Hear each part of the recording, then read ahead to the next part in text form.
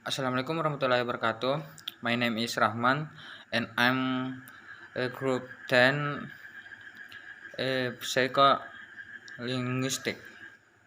Oke, langsung saya di sini akan menjelaskan tentang bagian dari psycholinguistik dalam konteks bagian transfer and learning.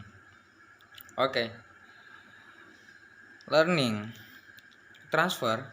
The definition of transfer according to expert namely, transfer is a general term that describes the travel performed or personal for subsequent learning. Kemudian ada lagi pendapat tentang transfer, yaitu transfer in automatic process that is not realized by the actor in the learning experience and knowledge that has been done to produce a new response. Oke, dalam hal transfer bahasa mengacu pada penutur atau penulis yang menerapkan pengetahuan dari bahasa ibu mereka ke bahasa kedua. Ini adalah transfer fitur linguistik dari bahasa ke bahasa lain dalam kumpulan pidato individu bilingual atau multilingual. Hal ini paling sering dibahas dalam konteks pembelajaran. Oke, lanjut. Transfer terbagi atas dua, yaitu positive and negative transfer. Negative transfer occurs when speakers and writers transfer items and structures that are not the same in both language. Oke, definisi transfer negatif. Oke, transfer negatif terjadi ketika penutur dan penulis mentransfer item dan struktur yang tidak sama dalam kedua bahasa. Dalam teori analisis konstruksi studi sistematis tentang sepasang bahasa dengan maksud untuk mengidentifikasi perbedaan, persamaan, dan struktur mereka. Semakin besar perbedaan antara dua bahasa, semakin banyak transfer negatif yang dapat terjadi. Oke, langsung saja. Kemudian transfer positif. Transfer positif. Positive transfer is related of the production of a new occurrence or new behaviors that is according with the prevalent norms. This new behaviors is generally similar to the old behavior.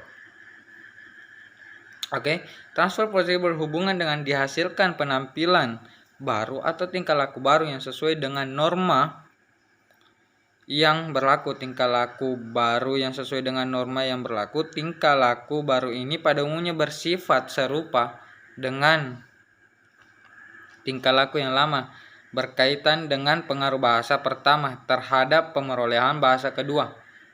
Transfer positif ini akan terjadi bila terdapat kesamaan antara bahasa pertama dan bahasa kedua. Oke, contohnya misalkan dalam segi struktural.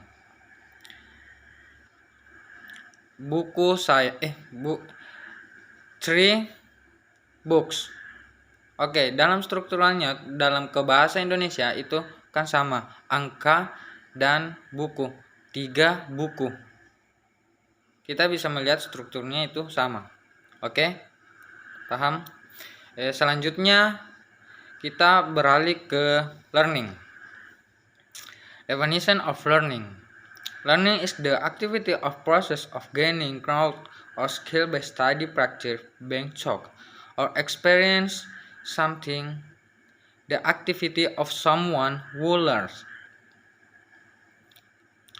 Definisi belajar. Belajar adalah kegiatan atau proses memperoleh pengetahuan atau keterampilan dengan belajar, berlatih, diajarkan, atau mengalami sesuatu aktivitas seorang yang belajar. Oke, kemudian jenis-jenis pembelajaran terbagi atas beberapa bagian, yaitu ada pembelajaran non-asosiatif, pembelajaran asosiatif. Oke, pembelajaran non-asosiatif. Kemudian terbagi menjadi dua lagi, yaitu pembiasaan dan sensitasi. Sensitasi.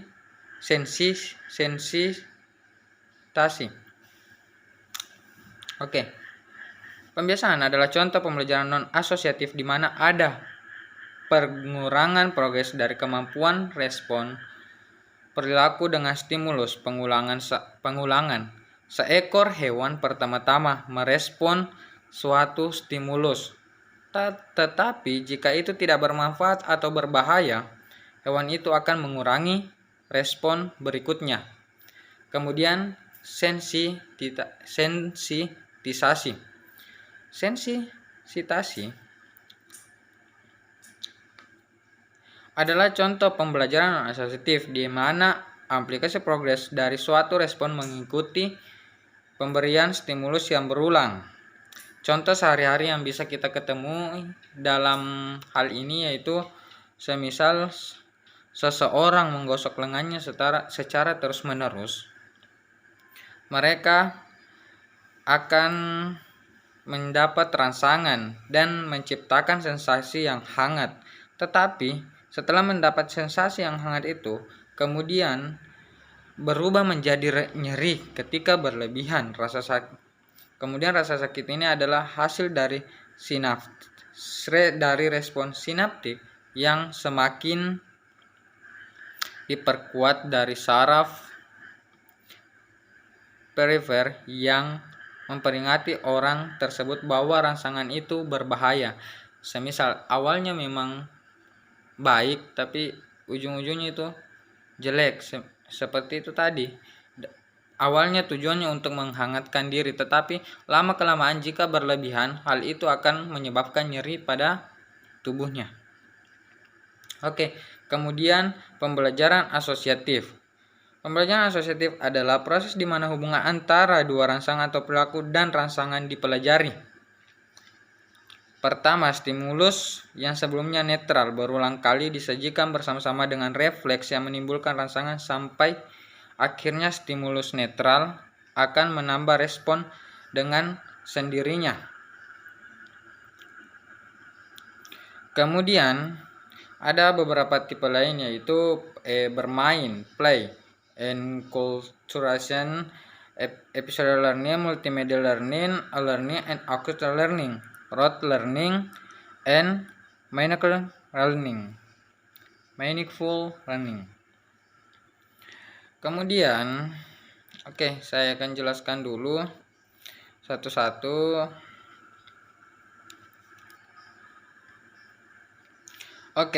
Yang seperti tadi yang bermain, saya lupa jelaskannya. Yang pada bermain pada umumnya menggambarkan perilaku yang tidak situasi serupa di masa depan. Ini terlihat pada berbagai vertebrata selain manusia, tetapi sebagian besar terbatas pada mamalia dan burung. Ada 5 jenis permainan. Bermain sensorimotor alias bermain fungsional ditandai dengan pengulangan aktivitas. Kedua, bermain peran terjadi dari usia 3 sampai 15 tahun. Ketiga, permainan berbasis aturan di mana kode etik yang ditentukan otoritatif adalah yang utama. Lanjut. Enkulturasi. Enkulturasi adalah proses di mana seseorang mempelajari persyaratan budaya asli mereka, di mana dia dikelilingi dan memperoleh nilai-nilai dan perilaku yang sesuai atau diperlukan dalam budaya itu. Pengaruh yang sebagai bagian dari proses ini membatasi, mengarahkan, atau membentuk individu, baik disengaja ataupun tidak disengaja, termasuk orang tua, orang dewasa, dan teman sebaya kita. Jika berhasil, enkulturasi menghasilkan kompetensi dalam bahasa, nilai, dan ritual budaya. Kemudian pembelajaran episode.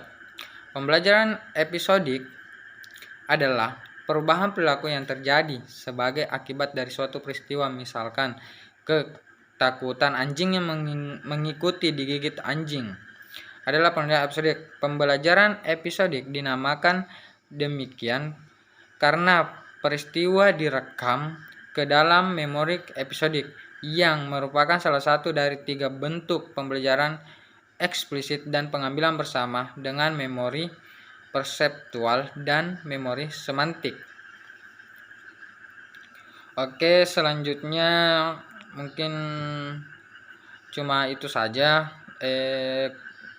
Kurang lebihnya bisa ditanyakan. Billahi taufiq wal hidayah. Wassalamualaikum warahmatullahi wabarakatuh.